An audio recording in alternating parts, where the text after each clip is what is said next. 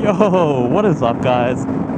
The topic of today's vlog is whether you should start on a 600cc at the beginning of your motorcycling journey.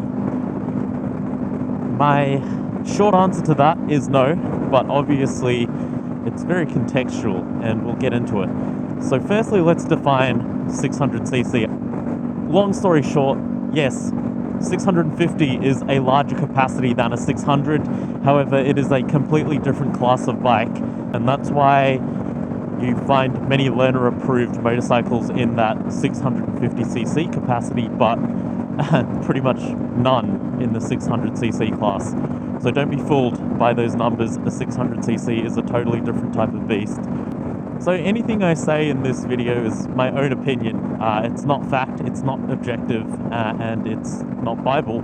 You know, do what you want. I'm not going to stop you, nor am I going to judge you. This is just how I think and feel about starting on a 600. Alright, this guy is just sitting in the right lane, not really doing a whole lot, going under the speed limit, and as a result, I'm getting tailgated in the wet. And I don't like that.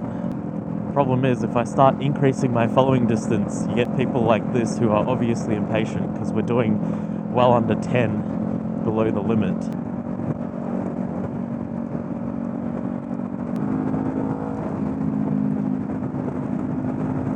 What commonly happens, I'm not saying it's 100% of the time, but what commonly happens is lots of people go get their learners, and at the start they are paranoid.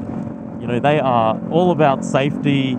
They are checking every single intersection, they are not speeding, and they're playing it really, really safe, as you should, especially as a learner on a bike on the road for the first time. And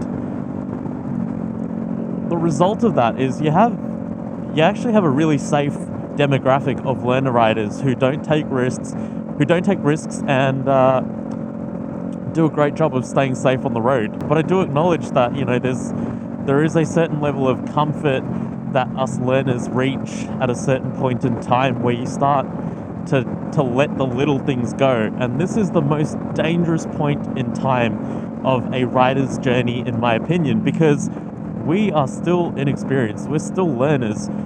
We don't have a comprehensive understanding of roadcraft, and we don't have that experience under our belt. But we are comfortable because we've been riding for a year. You know, we're like, oh yeah, I do this every day, I'm fine, I'm all G.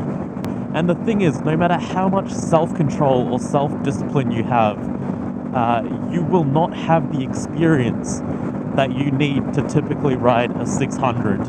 This is, again, a case-by-case scenario, but for the most part, it's the truth. If you've been riding regularly for a year, your confidence is going to be pretty high, but your experience is not going to match it. It's that dead spot where newer and experienced riders, they don't know what they don't know. When you start out riding, you're really humble and you're almost paranoid. You know exactly, you are very well aware of the fact that you know nothing. After a year, that's not so much the case. And the issue is, when you hop on a 600cc Supersport, you bloody well need to know exactly what you don't know. And that comes with experience. That comes with time and hours spent on the road. I have now ridden over 12 bikes within the past year, and 2 of them have been non-learner approved. We had the GSR 600 and the Z1000, and both of those bikes were absolutely ridiculous. Especially the Z1000. That is just too much power for the road. You don't need it. I'm totally going to get one someday, but you just do not need it, especially as a learner.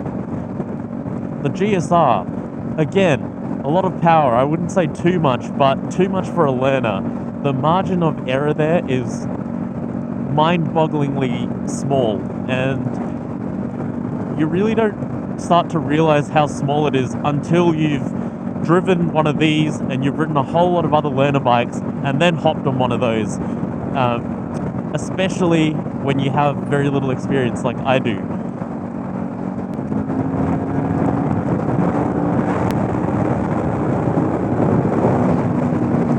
if you do a lot of freeway riding like I do, you need power, yeah, but you can find that in a learner-approved motorcycle such as a 650. I'm on a 400, and I'm comfortably enjoying these freeway speeds. I do, however, argue that a 250 or a 300, not the best choice for freeways.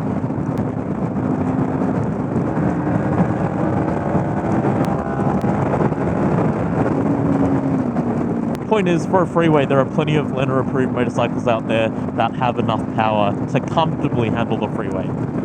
Okay, we've talked about power. Second point, legality. So I'm Australian. This video is being recorded in Australia. I understand that I do have a few international viewers, so hi guys, but the law here, specifically in Victoria, is quite clear. If you were born here and you're starting out on an Australian license, not an international license, you have to ride learner-approved motorcycles for 3 years minimum. It doesn't matter if you have a full car license. The only difference is if you have a full car license, you don't have to wear a high visibility vest or display an L plate or a P plate. But you cannot ride a non-learner approved motorcycle, which means you can't ride a 600cc Supersport. It may seem as easy as just don't get caught. Us restricted riders, again, we look like fully licensed riders until you check our license. So it's kind of unlikely that you'll get hassled by cops, especially if you're not riding like a dick and you don't have a crazy loud exhaust or something. The problem occurs when you get into an accident. So because you are riding outside the conditions of your license, you're actually technically unlicensed, especially if you're a learner or a P-plater.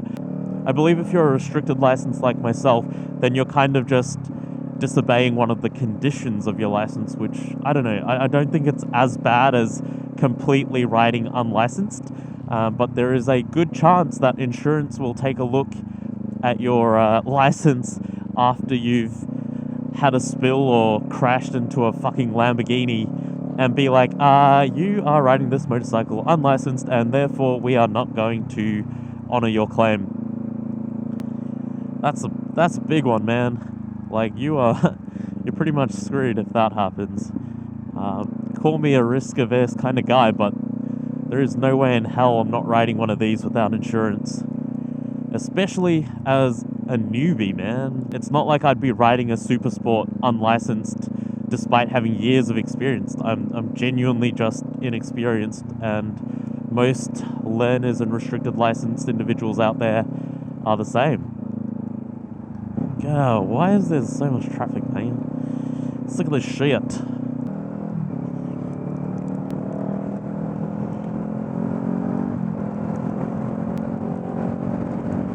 I know that in America you can fucking hop on a turbo booster if you wanted to straight after doing your endorsement or whatever they call it over there.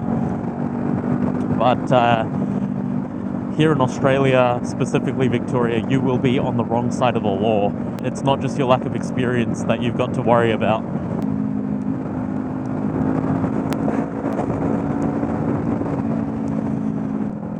This is actually such a nice ride. I'm not gonna lie though, the visibility, scant. Especially because I'm trying not to wipe my visor. Maybe I will wipe my visor and just see what happens. No, it's not better. Fuck, I can't even see shit.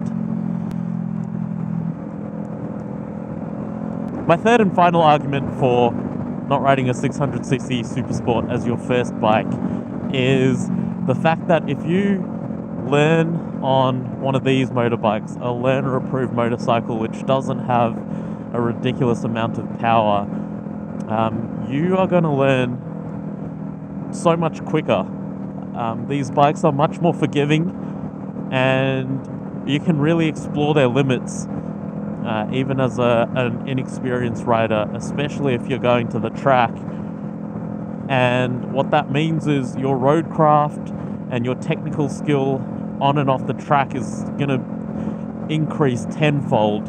With a 600cc Supersport or a non-learner approved motorcycle, you are going to struggle to hit that learning curve as hard.